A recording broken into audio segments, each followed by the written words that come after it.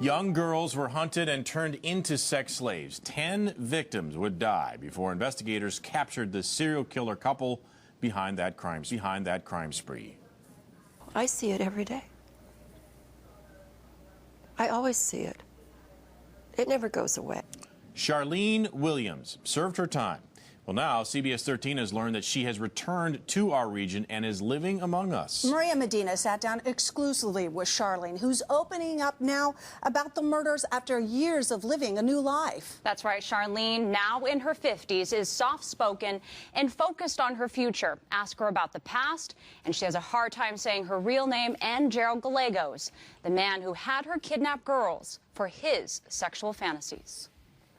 Even after more than 30 years, the memories haven't faded away. She always had a smile. And neither, says Hal Sowers, Mary Beth Sowers, has the pain of losing his only daughter. her body found near Loomis.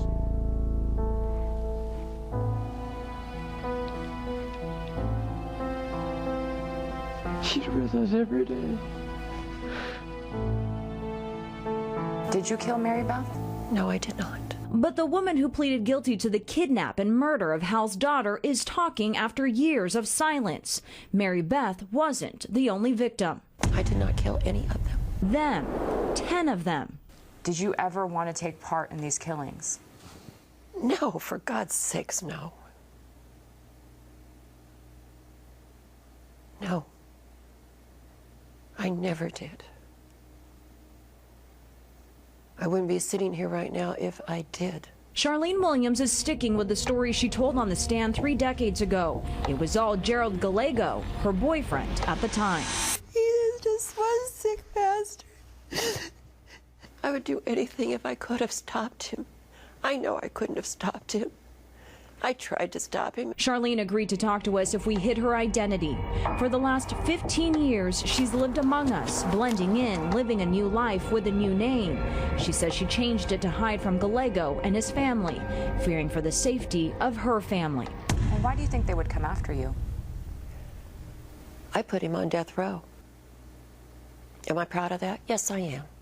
Gallego died of cancer awaiting his execution. Charlene's confession to the crimes and plea deal earned her a second chance at life.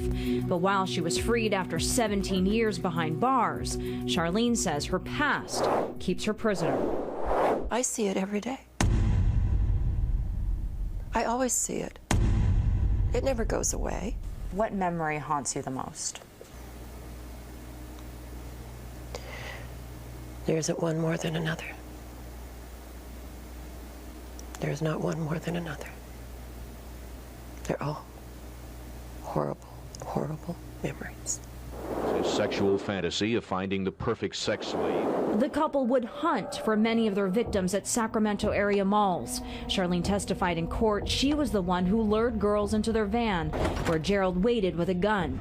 The victims, half of them teens, bound, repeatedly raped, murdered, then dumped or buried. Charlene insists she never agreed to Gerald's plans, yet the couple's trail of terror that began in 1978 continued for 2 years, 3 different states, 10 victims, as well as an unborn child. A crime spree dubbed the sex slave murders. You know, I tried to save some of their lives. Charlene says Gerald controlled her with fear, threatening to kill her family, raping and abusing her. People, especially women, will say, well, if you want to get away, you can always get away. It's not that easy. It's not that easy at all. Why do you think he never killed you? I don't know, because he sure tried. But he could have easily killed you. Very easily. But many believe Gallego never killed Charlene because she was his partner in crime. She was just as guilty as he was. But in 1997, as part of her plea agreement, Charlene was released. Did you ever wonder whatever happened to her? Never. And why is that? Didn't want to know, really. All that mattered is Charlene seemed to disappear, until now.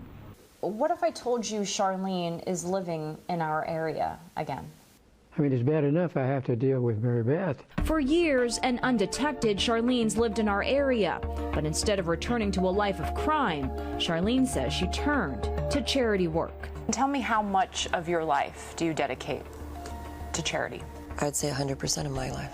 Now more than ever, she says she's dedicated to giving back, especially to the military, after losing a family member to war.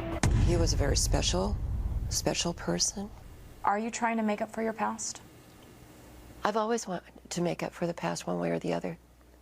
But that is why I'm doing this.